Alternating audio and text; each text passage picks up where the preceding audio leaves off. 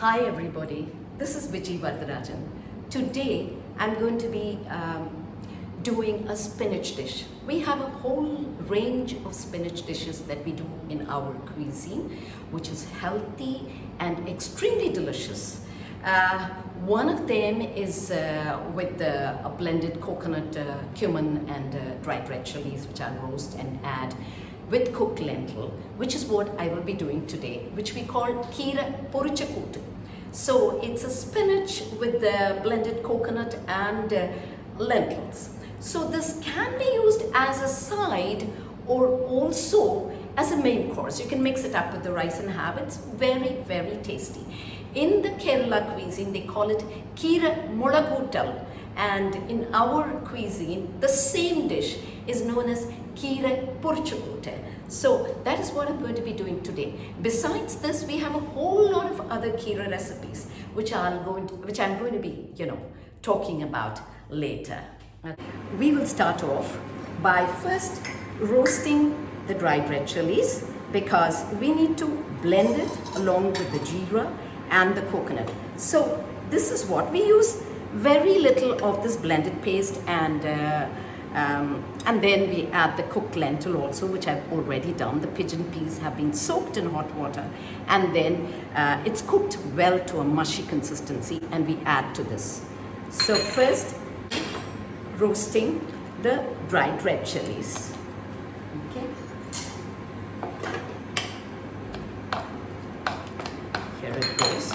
Just two should do, because it shouldn't be spicy, but at the same time the spice should add to the flavor. So I'll just take two, since there's very little coconut that I'm going to use for this. So make sure, if you want to add just one dried red chilies and you're comfortable with that, please go ahead and do that. Okay, so this is roasted, so I'm going to take this out.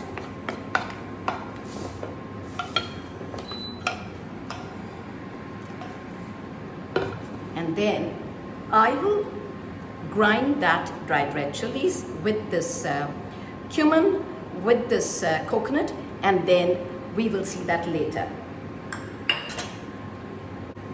Now, in the meantime, we will just season and keep that aside too, as soon as this gets hot, because you always need the oil to get hot before we throw in the mustard seeds to pop. Okay, so I think it's heated because you can see the smoke already, and I'm adding the mustard and a little broken black gram toor to season. There.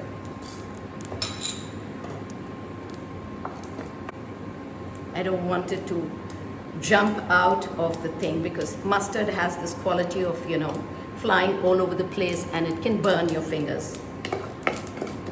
It's red enough. So I'm going to be switching this off, because I don't want it to blacken. And we will transfer it to another dish. So in the meantime, I'm going to add a little water in a pressure cooker, because we need to cook the spinach. The spinach is cut and washed, all ready to be used. Just a little water. If it's a little more, we can always lessen it. This should do for the spinach. Just about quarter, a little less than half a cup. So we will throw in some salt. So once the salt dissolves and melts, you'll have that foamy effect that comes on the top. And then we will add the spinach, because it is essential that the salt completely dissolves and melts in the hot water. And then we add the spinach, stir it up a little bit, add a little hing powder. We'll close it, and then we'll cook it. You can do the same method in a pan also, in a deep pan with a lid. So you can open it up every time and then check on it. But the only way you should be doing it is on medium flame all the time. It's ready. I can see the water sizzling. It's hot, it's boiling. So in goes the cut and washed spinach.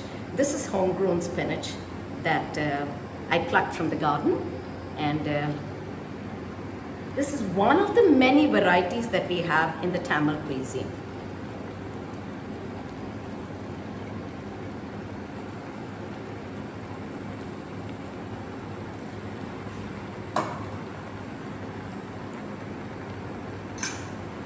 So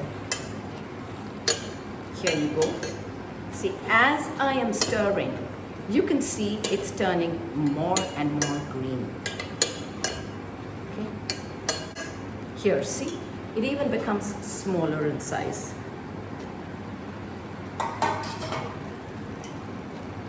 It's a very simple dish that we do in this cuisine, but extremely delicious. So at this stage, we'll add a little hing. This is homemade powder, which I'm going to be, doing it in a video and releasing it, how you make powder out of blocks, because it has an incredible flavor. The powder that you get in the market doesn't have half this fragrance that this has. So this is ready to be closed. We will cook it for a whistle and open it up, and then it'll be done. So I just allowed it for a whistle and switched it off. So I'm going to, it will make a lot of hissing sound, so you can sprinkle some water too, and then try to open it, and then it will subside and then open. So it's actually done. So I'm going to transfer it into this. I use a hand masher because that is so good to use. So I'm going to mash this up a bit. See, I have thrown in, it had covered the whole pressure cooker, but it's become so little. So it is one bunch of spinach that I had used. Here.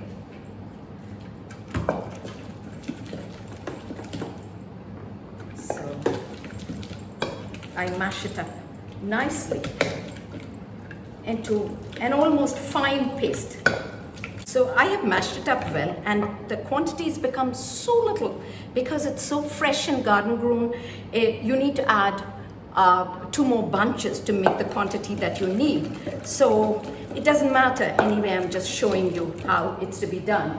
So at this stage, I'm going to transfer it to this pan, and then we'll deal with it. Hand mashing is the best. Never put it in a blender, because you can control the blending. You can control it very well. Here, see how little it is becoming.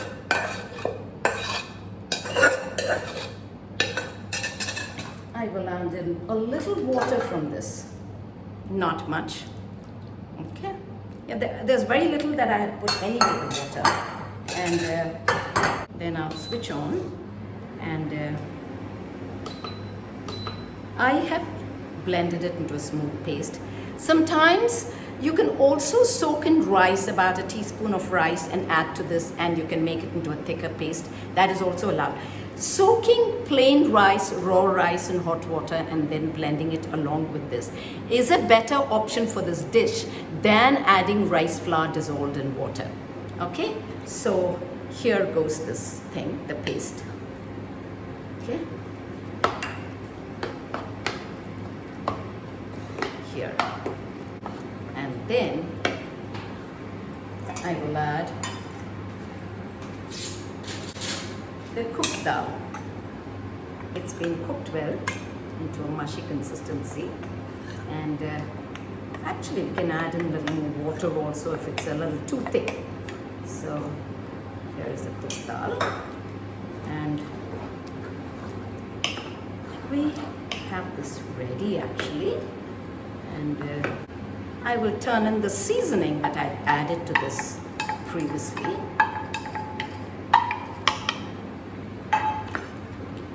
See how fresh it looks. I can already get the aroma of the cumin seeds and a little bit of the chili spice of the dried red chilies. it is thick enough, I can add in a little more water.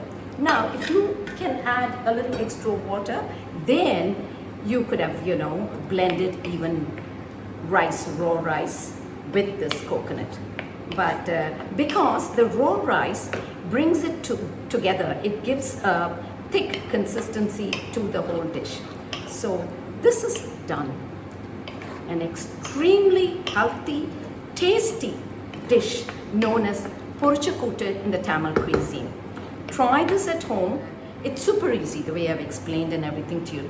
You can also send it to me in WhatsApp, in Messenger, whatever. You can send me how it turned out, or you can give the comment in my video below, and I would be super happy to know that you have attempted something that I taught you. And do subscribe to my channel, because that would be a huge motivating factor for me, and I can make more friends across the globe, and with whom I can interact on my passionate journey of cooking. So until we meet again the next time, this is Viji'sVeggieVignettes signing off, and we'll meet for another new recipe. Bye.